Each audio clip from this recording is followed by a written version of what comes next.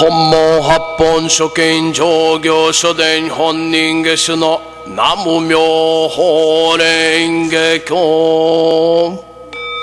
ご教科に政府は実りによって死ぬるなり、こんな嬉しいことは初めて。政府は実りによって死ぬるなり、こんな嬉しいことは初めて。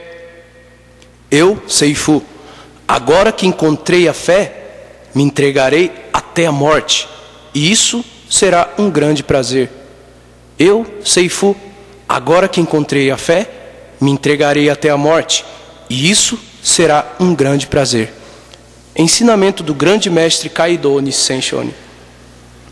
Neste ensinamento do grande mestre Nissen, ele nos transmite a sua convicção e determinação em se entregar de corpo e alma ao Dharma sagrado, Namu Myoho Renge Kyo, como também prometeu jamais abandonar a prática, independente do que possa acontecer, e conclui a sua tamanha alegria por ter esperado tanto tempo e encontrado o Dharma sagrado que mudaria sua vida definitivamente.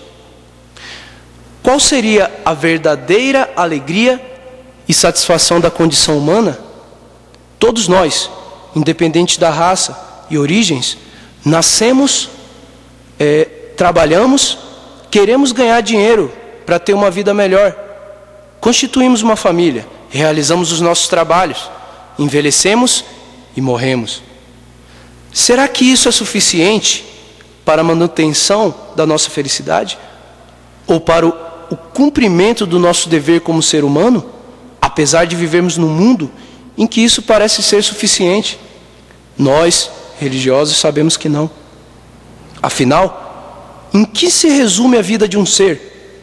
Sabemos que cada qual, com o seu karma, tem o seu destino. E não podemos conceituá-lo com os nossos preconceitos. Porém, também sabemos que não podemos limitá-lo aos nossos desejos e interesses comodistas e egoístas. Conforme Nissen Shonin nos ensina, sua real alegria só foi encontrado quando se deparou com Gohozen, ou seja, sentiu o quanto era afortunado em ser humano e ter encontrado a fé para exercer essa condição na sua plenitude. Gostaria de fazer uma ilustração, e nessa ilustração contar um episódio, um caso assim da minha vida, né? Quando tinha assim aproximadamente 11 anos de idade, 11 a 12 anos, da idade do Alan, assim, eu morava em Salvador, né, Bahia. Morava num bairro chamado Pituaçu, e nesse bairro tem um parque, o Parque Metropolitano de Pituaçu. É um parque muito bonito, tem uma reserva ecológica e, assim, fica perto da praia. Tem uma represa muito grande e fica perto da praia. Então, quem tomava banho na praia podia tirar o sal no rio. É muito bonito o lugar. E, assim, hoje está tudo reformado, tudo bonito, mas na época, né, ele ainda estava, assim, meio que abandonado. Então, tinha várias empresas que trabalhavam para reformar esse parque. E tinha uma empreiteira que trabalhava plantando grama. Eu sempre queria ter meu trocadinho, né? Ter meu dinheirinho, né? E como era muito difícil, né? Minha família assim, minha mãe não tinha condição financeira assim, de me dar uma mesada, eu ficava fazendo os biquinhos, vendia um picolézinho, fazia alguma coisa. Então tinha um rapaz que trabalhava plantando grama, e eu achava interessante, né? E tinha vontade de aprender a plantar grama também. Aí eu pedi para ele se eu podia, né, ajudar ele. Ele falou, pode vir me ajudar. Então todos os dias eu ia lá, quando dava assim mais ou menos 10h30 da manhã, eu estava lá, colado com ele, plantando as graminhas lá. E nesse rio, ele tem um pequeno braço assim, que tem uma distância de uma beira para outra assim, de 8 metros mais ou menos. É uma distância pequena. E quando dava mais ou menos 11h30 e meio-dia, na hora de almoçar, a gente tomava um banhozinho no rio e ia almoçar. Mas daí, um belo dia, eu estava do outro lado do rio. E na hora de almoçar, eu já estava meio que atrasado, né? E tinha as marmitinhas que era limitada. Se você não corresse, você não pegava. Como eu não trabalhava, não era empregado ali, eu comia meio que de favor também. Aí eu corri, né? Como não dava tempo de dar a volta para poder ir almoçar, eu resolvi passar pelo rio mesmo. Eu pensava que era rasinho, mas na verdade não era rasinho. Quando eu fui passar, eu comecei a afundar. E nesse rio, ele tem uma lama que, inclusive, muita gente já teve casos de pessoas que morreram nesse rio, porque a lama ela puxa. Quando a pessoa pisa, um pé afunda na lama. Quando a pessoa usa o outro pé para apoiar para sair, o outro pé afunda. Aí vai afundando e a pessoa acaba ficando lá. Então isso ia acontecer comigo também. Quando eu estava atravessando, eu comecei a sentir assim, e era fundo. Embora sendo um espaço, né, pequeno, era fundo. Então eu comecei a me bater, né? Comecei a me bater, comecei a beber água. Aí quando eu dei conta, eu já estava me entregando já, né? Mas daí, uma pessoa veio e me salvou. Eu estava tão desesperado que eu não conseguia visualizar a pessoa que me salvou. Mas depois, né, no outro dia, eu fiquei procurando, fiquei perguntando quem foi que me salvou e não consegui achar essa pessoa que me salvou naquela hora.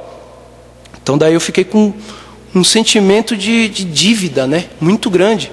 Poxa, eu tenho que retribuir, né, essa pessoa que me salvou. Como é que eu vou poder retribuir?